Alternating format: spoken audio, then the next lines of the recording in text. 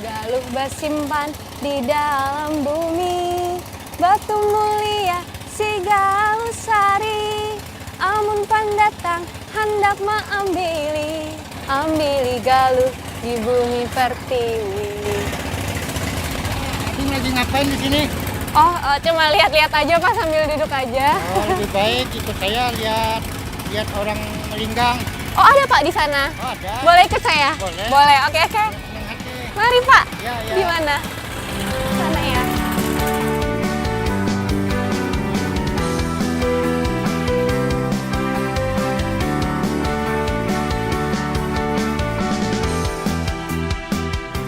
Akhirnya kita sampai juga nih di tempat untuk melenggang atau tempat untuk mencari intan, yaitu barang berharga yang semua orang pasti suka. Nih mudah-mudahan hari ini saya bisa dapat nih. Jadi lagi mau ikutan nyobain. Ini gimana nih Pak caranya? Oke, siap. Wah. Resmi ditetapkan sebagai Geopark Nasional pada Desember 2018 lalu, kawasan Meratus di Kalimantan Selatan memiliki lanskap pegunungan yang membentang di 8 kabupaten. Pegunungan Meratus tersusun dari kelompok batuan ultramafik, malihan, melange, dan terobosan atau serioviolit. Bebatuan ini diperkirakan sekitar 100 hingga 200 juta tahun lalu. Kawasan pegunungan Meratus pun diyakini sebagai pegunungan oviolit tertua di Indonesia. Tidak hanya memiliki hamparan pegunungan yang megah, Meratus juga menyimpan kekayaan berlimpah. Salah satunya adalah intan atau berlian yang banyak ditemukan di Kecamatan Cempaka, Kota Banjarbaru. Nah, begini caranya. Nah, ini gimana nih Pak selanjutnya? Dikocok-kocok dulu lah. Oke, dimasukin air dulu ya? Iya, masukin air dulu. Kalau yang dicari intan sih saya siap nih. Ini gini Pak, bener Pak? Iya, Berarti diaduk dulu, habis itu diaduk dulu baru dibuang airnya. dibuang airnya. Ya, gini. Nah. Untuk memperoleh intan, dilakukan penyiraman terlebih dahulu pada tanah yang masih padat. Kemudian dilakukan proses penyaringan. Nah, alat yang dipakai untuk melenggang ini namanya adalah linggangan. Dan biasanya nih kalau dalam satu kolam itu ada 4 sampai 5 orang dengan pekerjaan yang berbeda. Contohnya tuh, yang pertama dia tuh tugasnya kayak nyaring-nyaring gitu. Terus ada juga tugas yang pisahin. Dan kalau saya, ini tugasnya yang paling krusial, yaitu mencari intan. Tapi ini kayaknya nggak dapat nih Pak ya? Dapat ganti aja ya? Ya, ganti yang aja. itu, boleh. Biasanya para penambang intan tradisional ini melenggang di sore hari atau saat cuaca tidak terik. Galuh.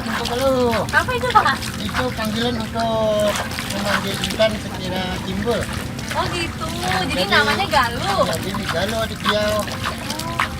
Galuh dikit sama panjangnya Pak? Panggilan sayang lah, untuk benda ini kan susah dicari. Oh iya. Jadi, Galuh, timbul galuh. Galuh. Galuh dalam bahasa Banjar artinya anak perempuan kesayangan. Intan Cempaka diibaratkan sebagai anak kesayangan bagi para pekerja yang mencari dan berharap menemukan intan di tiap harinya. Timbul galuh. Waduh, ini nggak dapat Pak. Kalau Bapak itu udah dapat belum Pak? Belum juga lagi nih, manggil lagi yang kencang. Panggilan kencang. Timbul galuh. semangat. Timbul galuh. Wah, ini ada dapat ikan nih.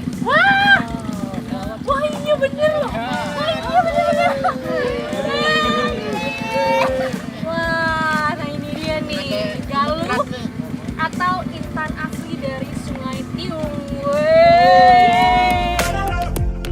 Setelah cukup lama melenggang, kami pun berhasil menemukan satu intan cempaka berwarna putih. Nah, ngomong-ngomong soal intan nih, ternyata pada tahun 1965 itu ada cerita yang keren banget. Jadi waktu itu pernah ditemuin intan atau galuh yang kira-kira tuh 165 karat. Nah, itu kalau misalnya digramin tuh 33 gram, gede banget. Ukurannya bisa segede telur ayam berarti dia Pak ya. Dan saat itu namanya adalah intan Trisakti. Wih, keren banget ya. Keberadaan intan di Kecamatan Cempaka berhubungan dengan proses terbentuknya pegunungan Meratus. Secara geologi, intan primer terbentuk pada kedalaman sekitar 200 km di bawah permukaan bumi, tepatnya pada batuan ultra basah.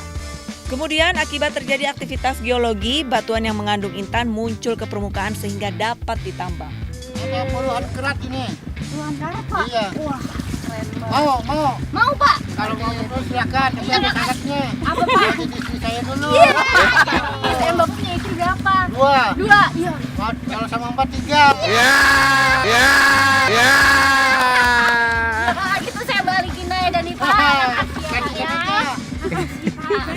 Nah, setelah ini saya mau menuju yang namanya CBS Martapura untuk lihat nih gimana proses sampai akhirnya Intan itu siap untuk dijual. Yaudah, saya pamit dulu ya Pak. Terima kasih Pak. Silakan mencari Intan lagi, mudah-mudahan dapat.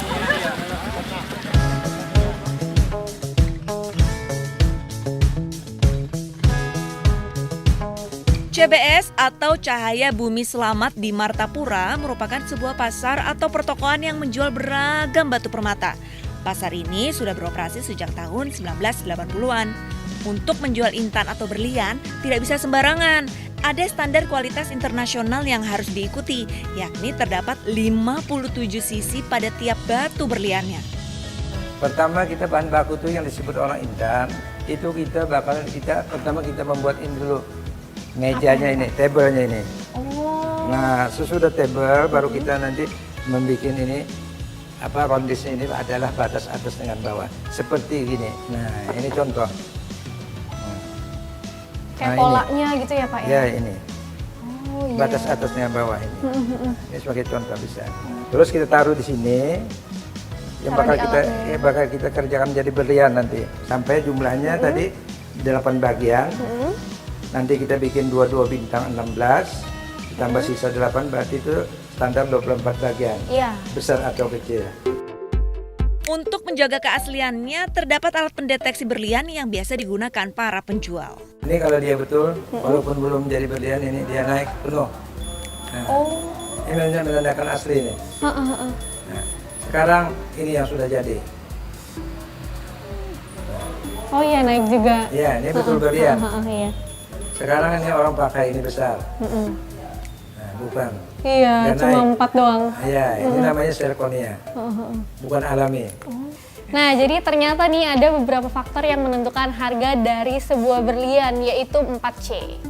Yang pertama adalah color. Kalau misalnya warnanya putih, itu harganya bakal semakin mahal. Kalau misalnya warnanya agak-agak kecoklatan, nah itu agak lebih rendah harganya. Terus yang kedua adalah clarity. Jadi kita lihat nih berliannya bersih nggak, jernih nggak gitu. Kalau misalnya semakin bersih, semakin jernih, itu harganya akan semakin melambung tinggi. Terus yang ketiga itu adalah cutting atau potongannya. Jadi kalau misalnya berlian internasional itu ada standarnya tuh. Kalau misalnya untuk bagian bawah itu harus ada 24 sisi, sebagian atas harus ada 33 sisi. Jadi totalnya itu ada 57. Wah, kalau misalnya udah memenuhi itu baru tuh masuk ke standar internasional. Dan yang terakhir adalah karat. Jadi kalau misalnya beratnya itu semakin besar, maka harganya juga bakal semakin tinggi. Ini contohnya berlian asli yang memenuhi 4C tadi. Bagus ya? Setelah melalui proses pemotongan di CBS Martapura, selanjutnya berlian siap dijual ke pembeli. Kalau warnanya sendiri, warna yang favorit sekarang ya putih, hitam, sama yellow sekarang. oh sama kuning juga? Iya. Akan kemana lagi kami selanjutnya? Tetaplah di Geopark Indonesia.